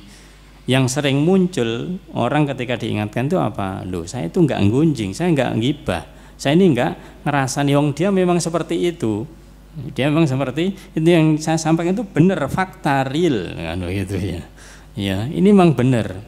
Maka kalau kita tahu hal ini para jamaah, maka dengarkanlah hadis Rasulullah SAW yang lengkap, ya. Yang lengkap. Asalnya ketika ditentang masalah ghibah, apa itu ghibah? Dzikruka akhaka bima yakrah. Kamu menyebutkan tentang saudaramu sesuatu yang dia benci, ya, sesuatu yang dia benci. Kalau disenangkan berarti tidak termasuk, ya, yang dibenci. Maka kalau kita sampaikan pada dia, kamu jangan ngerasani. Namanya ngerasani membicarakan kejelekan orang lain. Loh, enggak, saya ini enggak ngerasani, saya itu ngomong fakta, ini seperti itu orangnya. Orang memang seperti itu. Maka dengarkan hadis yang berikutnya. Rasul mengatakan, in kana fihi ma taqul faqad itabtahu. Kalau kamu membicarakan temanmu, ya, dan itu memang benar ada padanya, tapi dia tidak suka hal itu namanya ghibah. Kalau memang yang kamu katakan benar, real, fakta, tapi dia tidak suka kamu katakan, itu namanya ghibah. Sebaliknya, wa illam yakun fihi ma taqul. Kalau ternyata yang kamu katakan dia tidak ada, maksudnya tidak ada pada diri dia tidak melakukan itu, dia tidak seperti itu, faqad bahattah, berarti kamu dusta. Nah, ini para jamaah, maka hati-hati, yang namanya ghibah ini berarti dia merendahkan kehormatan orang lain. Sebagai penutup di dalam hadis yang di sini, bahwasanya seorang muslim satu dengan yang lainnya itu bersaudara, maka disebutkan di dalam hadis dari Nu'man bin Bashir radhiyallahu an, bahwasanya Rasulullah SAW bersabda, "Matsalul mu'minina fi tawaddihim wa tarahumihim wa ta'atufihim matsalul jasad. Idza ishtaka minhu 'udwun tada'a lahu sairul jasad bis-sahari wal humma." Yang artinya matsalul mu'minin, permisalan orang mukmin yang satu dengan yang lainnya, fi tawaddihim, di dalam hal saling cinta mencintai, wa tarahumihim, dalam saling sayang menyayangi, wa ta'atufihim, dan saling membantu, bahu membahu, ya, atau saling, bahasa kita, simpati satu dengan yang lainnya. Matsalul jasad, itu seperti satu tubuh, idza ishtaka minhu udwun, kalau misalkan satu bagian tubuh itu sakit, yang terasa sakit, tada alahu sairul jasad, akan terasa ke seluruh tubuh yang lainnya. Di antara tandanya bisahari wal humma, karena sakit dia tidak bisa tidur, bahkan demam. Nah, ini permisalan yang sangat jelas para jamaah. Kalau kita ingin bisa menjadi orang yang bersaudara dengan muslim yang lain, rasakanlah diri kita. Kalau ketika kita misalkan ada yang sakit bukan hanya bagian itu saja. Ibaratnya kaki kita kesandung, ya, mulut kita bicara aduh, kan begitu. Kemudian berdarah, tangan kita nyari obat untuk menghentikannya. Ya, kemudian nanti sampai memar, ya, kemudian bisa jadi sampai bengkak, kita nggak bisa tidur. Nah, ini semuanya berkaitan satu dengan yang lainnya. Intinya bagaimanakah kita punya kepedulian kepada sesama muslim yang lainnya, ya, tidak membiarkan mereka. Itulah ya ikhwah jazakumullah bab yang kita bacakan pada kesempatan kali ini. Adapun kesimpulannya insyaallah sudah jelas. Intinya bahwasanya kita sebagai seorang muslim hendaklah kita memiliki persaudaraan yang sejati, dengan muslim yang lainnya. Ibarat kita punya saudara kandung, maka bagaimanakah kita itu memiliki kedekatan dengan saudara kandung kita, kepedulian dengan saudara kita. Ya, kalau mereka susah kita juga memikirkan, kalau bisa bantu ya bantu. Itulah sesama muslim-muslim yang lainnya seperti itu. Ya, memang tidak bisa disamakan satu dengan yang lain.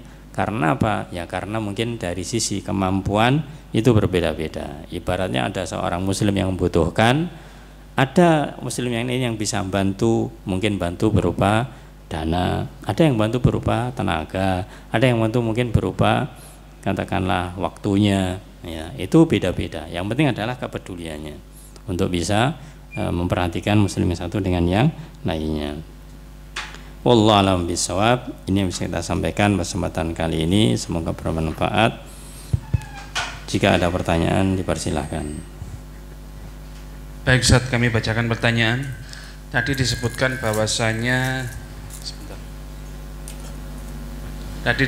bahwasanya salah satu larangan adalah menanyakan pasangan calon ta'aruf itu ke yang lain ketika sudah dikhitbah, Ustaz. Yang dimaksud di situ kan di khitbah, Ustaz, sudah ada pernyataan mau dinikahi, Ustaz. Kalau statusnya masih penjajakan gitu, Ustaz, gimana, Ustaz? Ya, nah, ini terkait dengan khitbah. Sebenarnya di dalam Islam para jamaah, proses pernikahan itu tidak sulit. Ya, di dalam Islam untuk proses pernikahan itu tidak sulit dan tidak dipersulit. Dalam perkembangan waktu, maka pemahaman Islam ini semakin lama semakin berkurang, ya. Maka seseorang kadang mempersulit diri. Coba kita lihat beberapa riwayat-riwayat yang ada, ya. Di antaranya ketika Rasulullah SAW itu bersama para sahabat, di antaranya sahabat yang miskin, kemudian dia ingin menikah, maka kemudian ketika dia ingin menikah dia tidak punya sesuatu pun, yang punya hanya dikatakan adalah tentang hafalannya, sudah itu sebagai maharnya. Ini sebagai gambaran dulu. Ketika seorang ingin menikah, ada laki-lakinya, ada calonnya, sudah dilakukan. Apakah mereka kenal sebelumnya? Bisa hampir dipastikan mereka tidak terlalu kenal. Kalau tidak dikatakan tidak kenal, ya, karena memang melalui perantara yang bisa dipercaya. Yang menjadi permasalahan para jemaah sebagai pertanyaan, bagaimana kalau prosesnya itu belum khitbah tapi masih penjajakan? Ya, masih penjajakan. Nah, penjajakan di sini para jemaah itu harus juga diperjelas penjajakannya itu sampai di mana. Penjajakan sampai di mana? Yang ada mungkin ada pihak ketiga yang dia itu menampung informasi dari pihak ikhwan, dia bahasa sekarang itu menyetorkan biodata, dari pihak akhwat menyetorkan biodata melalui pihak ketiga. Ini memang selayaknya demikian. Nah, ketika masih pencetakan biodata kemudian membaca biodatanya, ini mungkin yang dimaksud dengan penjajakan. Pertanyaannya, apakah kemudian setelah penyetoran biodata atau penjajakan ini sudah ada keinginan dari pihak ikhwan yang ingin disampaikan kepada pihak akhwatnya, Kalau misalkan belum ada lafadz, belum ada ucapan dari seorang ikhwan ini, ya sudah, saya pengen, bahasa sekarang mudahnya, saya pengen serius dengan dia, tolong sampaikan, ya, tolong sampaikan melalui pihak ketiga ini. Maka kalau itu kemudian sudah sampai kepada si akhwat, maka ini sudah mulai, ini masanya sudah dimulai, sudah dimulai. Dan selayaknya kalau memang sudah katakanlah ada jawaban balasan dari seorang akhwat ini, seorang ikhwan ini sesegera mungkin untuk datang ke rumah orang tuanya akhwat ini untuk menanyakan yang namanya khitbah tersebut. Khitbah tersebut. Jadi di sini para jamaah, kalau tadi mungkin dari penanya seakan-akan dibedakan antara penjajakan dengan khitbah. Sebenarnya sebelum khitbah itu mesti ada yang namanya perkenalan, tapi itu sudah proses. Kecuali kalau hanya sekedar tukar data, belum ada komunikasi yang dengan ikhwan dan akhwat ini, belum ada komunikasi ke orang tuanya apalagi begitu, ini namanya memang belum, artinya belum ada keseriusan dari pihak ikhwannya. Tapi kalau misalkan sudah ada niatan dari seorang ikhwan ini untuk serius dengan sang akhwat ini, ya, maka ini sudah masuk di dalam proses daripada khitbah itu, walaupun mungkin belum sampai kepada orang tuanya. Dan selayaknya pihak ketiga ini menjaga, karena kalau masih seperti itu tugasnya pihak ketiga ini untuk menjaga. Jangan kemudian sudah ada proses, kemudian karena belum ke orang tuanya, kemudian ada yang menanyakan. Nah, si akhwatnya pun juga harus jujur. Ketika sudah ditanya oleh ikhwan melalui proses ta'aruf tadi itu, kemudian ada orang lain langsung masuk, ya, akhwatnya hendaklah menyampaikan kalau sedang proses dengan seorang ikhwan yang lain, supaya tidak ada masalah di sini. Ya, bukan malah kemudian dijadikan tadi itu kesempatan, wong ikhwannya ini belum datang ke orang tuanya, kemudian diserobot sama yang lain datang ke orang tuanya. Ini yang tanggung jawab siapa? Yang tanggung jawab terutama adalah akhwatnya, ya. Kalau akhwatnya dia itu misalkan sedang proses ta'aruf dengan yang lainnya, dia sebelum ada ikhwan yang masuk, dia ngomong ke orang tuanya, kalau dia sudah ada yang nanyakan, supaya nanti tidak ditanyakan oleh yang lain terlebih dahulu. Memang kalau kita melihat dari sisi lafadznya tadi para jamaah, namanya khitbah itu seorang laki-laki itu menanyakan kepada orang tua, yaitu calon yang perempuan ini, itu namanya khitbah, ya. Beda lagi kalau istilah bahasa Jawa kita lamaran, ya, lamaran ini setelah itu biasanya, lamar itu setelah itu, tapi dalam bahasa arti khitbah itu lamaran, ya. Kalau lamaran bagi kita beda. Lamaran itu adalah sudah pasti, kemudian oke, baru kemudian ngelamar, kan begitu. Sebenarnya sudah fix, sebelumnya sudah fix. Karena itu wallahu alam, intinya ketika ada seorang ikhwan dia sudah menanyakan kepada seorang akhwat, seharusnya seorang akhwat ini yang harus dia menyampaikan secara jujur kepada orang tuanya kalau sudah ditanyakan, sehingga tidak ada yang lain untuk masuk. Ketika ada yang menanyakan, dia mengatakan sudah ditanyakan, agar bisa sesuai dengan alur yang disebutkan. Wallahu a'lam bishawab.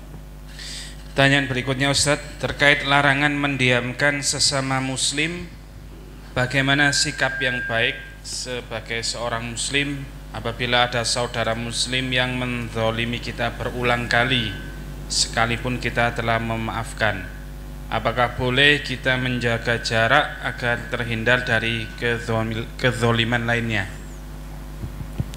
Ya, nah, terkait dengan mendiamkan seorang muslim dengan muslim yang lainnya, ini perlu dibedakan antara dia itu mendiamkannya karena biasanya para jamaah yang mendiamkan itu adalah orang yang dia itu membenci terlebih dahulu, ya. Misalkan dia itu nggak suka orang itu, dia yang pertama. Yang tidak disukai kadang-kadang belum tentu, dia sebenarnya nggak mau, bahasanya disatru itu nggak mau, dia nggak mau kalau disatru. Yang A ini misalkan dia yang nyatru, dia yang mendiamkannya. Maka ketika hanya sepihak yang demikian ini yang salah yang pertama ini, ya. Ibaratnya orang yang didiamkan dia merasa tidak didiamkan, intinya pokoknya dia itu nggak suka dengan itu, sudah menjauh saja, tidak menggubrisnya atau tidak meladeninya dan yang lainnya. Intinya dia sebenarnya tidaklah kemudian memutuskan kalau dia ibaratnya mau minta maaf jadi maafkan. Nah ini tidak ada aktif daripada yang kedua ini, maka itu beda dengan yang dikatakan di dalam hadis ini. Dia menghajar, ya kemudian yang dihajar ini pun kemudian dia juga ikut-ikutan bales, ya sama-sama tidak mau menemuinya, ya akhirnya aktif dua-duanya. Akhirnya dua-duanya aktif. Makanya dimaksud di dalam hadis demikian. Adapun ketika dia itu sepihak, ya dia didiamkan, kemudian yang kita jadi korban didiamkan ini, daripada nanti masalah berkelanjutan, ya kita anu aja lah, kita tidak mendekat aja, kita tidak mendekat padanya. Kalau ibaratnya misalkan dia datang, ya kita akan terima. Atau kalau kita ketemu dengan dia, kita akan mengucapkan salam meskipun tidak dijawab, itu kita tidak termasuk di yang kedua, yang bagian korban ini tidak. Maka dari itu para jamaah di sini untuk mendiamkan ini biasanya dia dua pihak. Yang satu dia membenci, yang kedua juga akhirnya membenci juga, akhirnya diam-diaman. Akhirnya diaman. Tapi ketika salah satu saja, kemudian yang kedua ini dia malas untuk menanggapi dan yang lainnya, tapi dia punya etikot, kalau dia misalkan datang minta maaf kan dimaafkan, kalau salam dijawab, kalau ketemu dia juga akan mengucapkan salam. Nah ini berarti dia tidak menjadi bagian yang mendiamkan, hanya temannya saja yang mendiamkan. Maka kalau kita para jamaah ada posisi demikian, kita tidak masalah untuk menghindar, ya menghindar karena khawatir nanti ada yang lebih parah, tapi jangan sampai kita kemudian ikut-ikutan membenci, ya ikut-ikutan tidak tegur sapa. Tapi harus kita tekankan pada diri kita, kalau kita ketemu kita akan sapa, akan kita salami, dijawab atau tidak urusan dia. Ya, jadi lihat posisinya. Karena seperti orang yang dihajar yang dibolehkan kita sampaikan itu, bahwasanya itu ada maslahatnya. Maka kalau kita diamkan dia, itu ada maslahatnya, ya itu boleh, itu tidak mengapa. Kita menjauhkan masalah untuk siapa? Untuk diri kita, bukan untuk dia. Kita punya masalah ketika jauh dari dia. Jadi begitu. Wallahu a'lam bishawab. Masih ada 2 pertanyaan Ustaz. Nah, fadhal. Bagaimana dengan kebiasaan orang tua yang curhat dengan sesama orang tua lain, membicarakan tentang anaknya, yang kita tahu kalau si anak itu tidak suka dirinya diceritakan ke orang lain? Apakah ini juga termasuk ghibah Ustaz? Ghibah sebagaimana tadi kita katakan, yaitu menyebutkan saudaranya sesuatu yang dia benci, ya. Terkait dengan seorang orang tua, ibu-ibu misalkan, ya kemudian membicarakan tentang kekurangan anaknya orang lain atau sebaliknya, ya, maka setiap apa yang dibicarakan kalau itu berasal yang dibenci, itu memang namanya menggibah. Awalnya begitu. Yang kedua, orang tua ketika membicarakan tentang anaknya, ini tujuannya apa? Tujuannya apa? Kita membicarakan tentang anaknya dia atau anaknya orang lain, itu tujuannya apa? Kalau emang ada tujuan-tujuan, oh anak itu kok begini ya, anak itu kok begini. Kalau ada tujuan, seharusnya anak itu seperti ini. Terus apa yang bisa kita bantu? Tapi kita bantu kalau anak itu supaya tidak seperti ini lagi.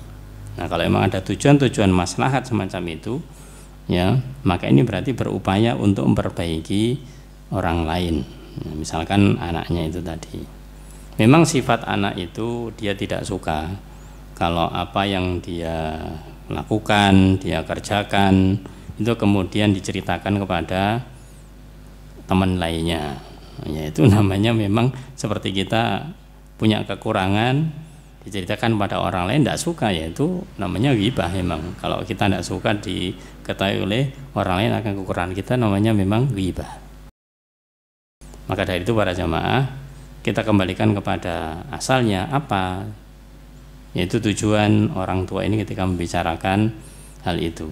Kita coba lihat misalkan ada suatu pertemuan bahasanya biasanya parenting begitu ya.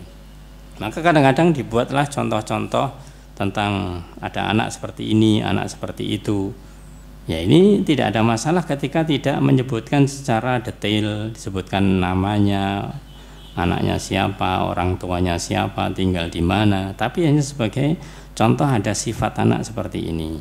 Ya, maka seperti ini jangan dicontoh. Ada anak seperti ini, maka ini yang perlu dicontoh.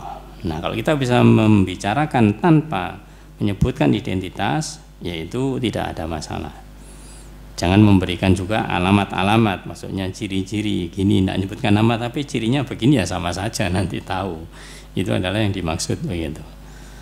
Ya, jadi kembali kepada pertanyaan, maksud dan tujuan ketika orang tua membicarakan itu apa? Kalau emang untuk perbaikan, maka itu semoga nanti dimudahkan. Kalau emang itu hanya sekedar membicarakan kekurangan dan kejelekan, maka itu memang termasuk di dalam ghibah. Wallahu a'lam bishawab.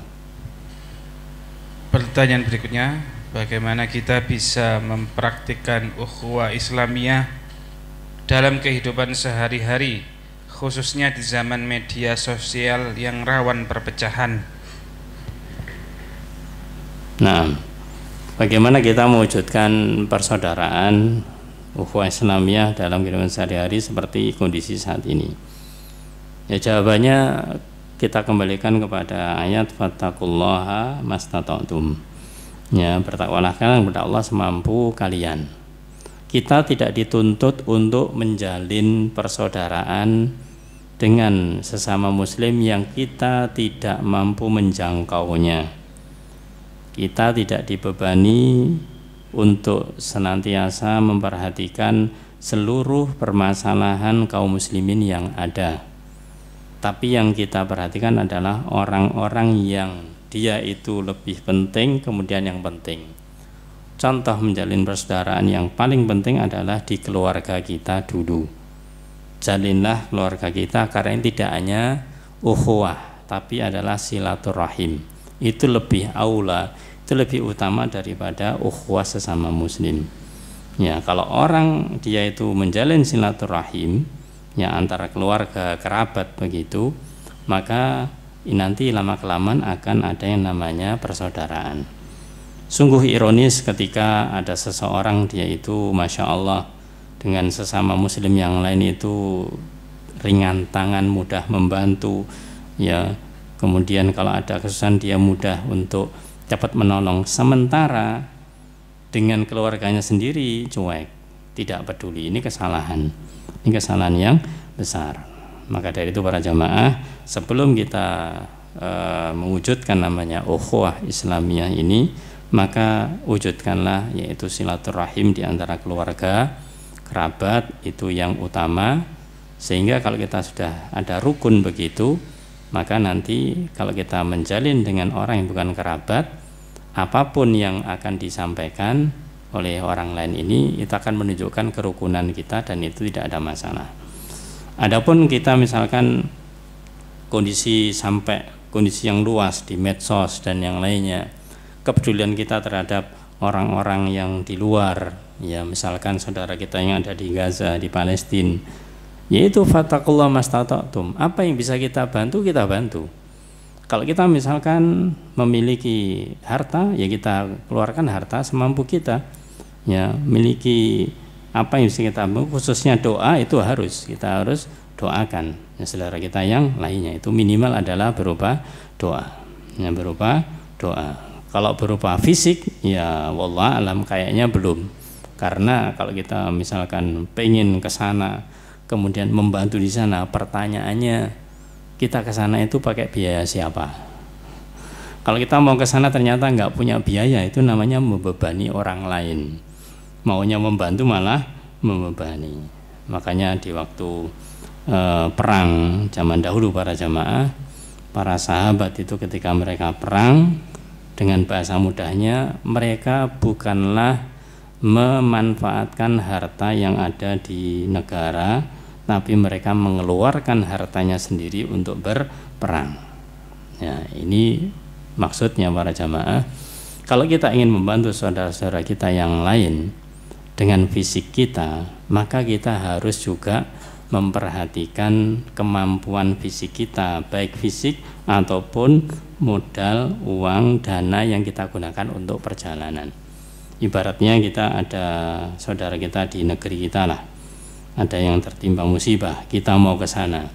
Kalau pengen ke sana, jangan nuntut orang lain untuk menyediakan sarana transportasi agar kita bisa ke sana, bisa membantu. Ya kita sendiri yang harus berusaha bisa ke sana, tidak merepotkan yang di sana. Di sana pun juga begitu. Ketika di tempat musibah misalkan, bagaimana kita itu sudah memfikskan kalau di sana tadi tidak ngerepoti orang sana. Ya, itu ukhuwah. Yang benar adalah kita jangan sampai merepotkan orang lain ketika kita inginnya yaitu punya kepedulian, punya solidaritas. Itu jangan sampai merepotkan orang lain. Kembali kepada pertanyaan, bahwasanya bagaimana kita mewujudkan ini, lakukanlah semampu kita. Lakukan dari kerabat, dari orang yang terdekat dari kita, orang yang di sekitar kita, itu yang kita jaga, ya, kerukunan ukhuwah kita dengan sesama muslim. Semakin lama semakin jauh, semampu kita. Wallahu a'lamu bishawab. Cukup? Sudah selesai? Cukup, Ustaz. Ya, nah. Jazakallahu khairan atas waktunya, semoga bermanfaat, dan alhamdulillah kalau ada hal yang kurang dan salah, kalau salah itu datang dari saya pribadi, saya minta ampun kepada Allah Ta'ala. Kalau benar datangnya dari Allah Ta'ala. Kita cukupkan dengan doa kafaratul majlis. Subhanakallahumma hamdika asyhadu an la ilaha illa anta astaghfiruka wa atubu ilaik. Assalamualaikum warahmatullahi wabarakatuh.